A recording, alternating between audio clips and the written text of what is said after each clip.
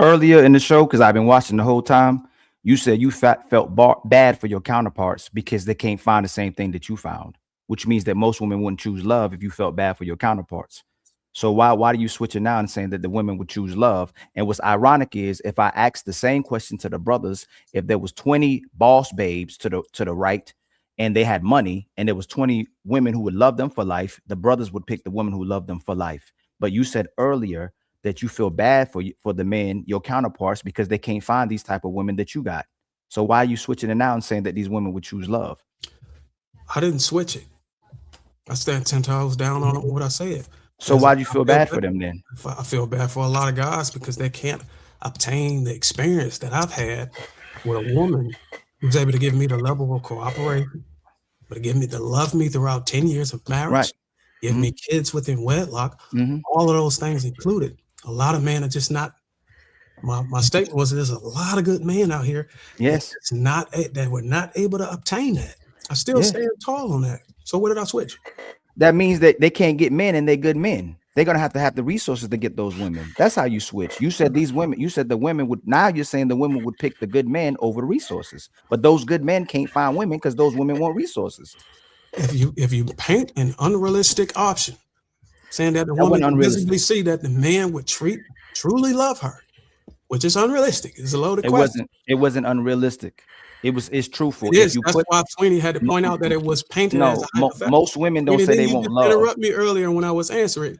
It is actually written somewhere that they could foresee that these group of men on the right side, across from the man that's peacocking, would actually truly love her. When we know that's unrealistic, you actually have to dive in a relationship. Why they peacocking? They just got money. You added the peacocking. They just got money. Okay, that's a metaphor to the man actually signaling that he has status and resources. You can call it whatever you want, but let's not filibuster the point to play semantics based on the terms that expose whether or not the man has money or not. Oh, let's ask the brothers then. It might just be us two brothers. If there was a guy that looked just like Bruiser, they had two brothers look just like Bruiser. One has money and the other one doesn't. The other one will love the woman for life. The other one will take care of her for life. Who do you think most women would pick? The Bruiser with money or the Bruiser who would love her? Looking like that, he'd have to have money. God, that's one. Oh. And that's a lady. Hey, Pearl, who would most women pick? The Bruiser with money, man. How about you, Enter the Dragon? Yeah, the Bruiser with money. How about you, Trev? I would say the Bruiser with money. Yeah, so I'm not filibustering. That's actually people's reality and their experiences in life as well too. That women are picking now the men who have resources over the men who would love them. And I told you earlier, and other people told you on the panel earlier, that a lot of men are getting compromised because they give women their heart, but women give them their body. They want money for it. They want resources for their money. They want resources for their beauty, and they'll tell you got to pay for their beauty and their submission. So why come in and say it's filibustering when most of the men agree with it as well too? You on mute? Something happened to your mic. How did it flip flop from what I said earlier? Hey, Sweeney, just remember. Look. I think y'all got it mixed up. I got a point. No, we don't get it. We don't got it mixed up. Hold on. Earlier, Darwynn, you mentioned counterparts. And I think that's what Ali is talking on when you mentioned counterparts. When you mentioned counterparts, I think you were still talking about like other men. No. Hey, Pearl. You remember when Sweeney was talking about women with status and they don't know and they don't know when to stop. Let her answer the question. That's what Bruce is doing right now. He don't know when to stop. What was the question you had, Ms. Pearl? No, so earlier I heard you when you were speaking and you were saying like the counterparts wouldn't be as they weren't lucky to be able to have the same experience that you did. And I think when you said counterparts, Ali took it as women. When I think you made a mistake and you were just speaking about other men. No, it was men. He said they were good men. No, they were men. They were good men. Everybody heard it on the panel. I was talking about a lot of my friends and people that I know that are good. I said, these are good people. And they want the same thing I want. They were just unfortunate. And they can't get it, sweetie. Unfortunate to obtain it. That's my point. I never changed anything. Right. So just let it go. I had a hold on. We got to get Shannon. Shannon been in the back trying to get in there. Hey, Shay, you gotta come in the cat. Come Listen, I have already got myself ready for bed. Unless y'all want to see me in my. Hey, look, that's your fault. You joined I the have live. to be Man. at You work gotta in the be morning. on your shit. You don't be sitting there. We can't see you So listen, sitting in the back chat, raising your hand and shit, talking about some let me get in. This irritates me because some of the most generous people I've met, men have had money. So stop with this. And some of the most horrible, most women are getting played by average dudes. They're not getting played by men with money. I'm sorry. Most women don't even have access to men with money. They are getting played by average dudes. So stop saying that just because you have money, you're this guy. There are other reasons. Maybe he's, the particular guy isn't attractive, or maybe he's corny. There are other things that go into play. But generous, the men that I have met, I find them all to be very generous and nice people. I think in our mind, we think is like this Boomerang character where he's like this suave guy who has money with with an attitude. That's not most, I would say that's not most men with money. They don't all look like that. They don't all carry themselves that way. So let's just get that out of the picture. Now, Ali, I would argue that your argument, I get that. When you said the women who like money on, the guys with money on one side and also the men who love them on the other side. But I would argue that for men, it would be, would you choose a woman who loves you or a woman who's attractive?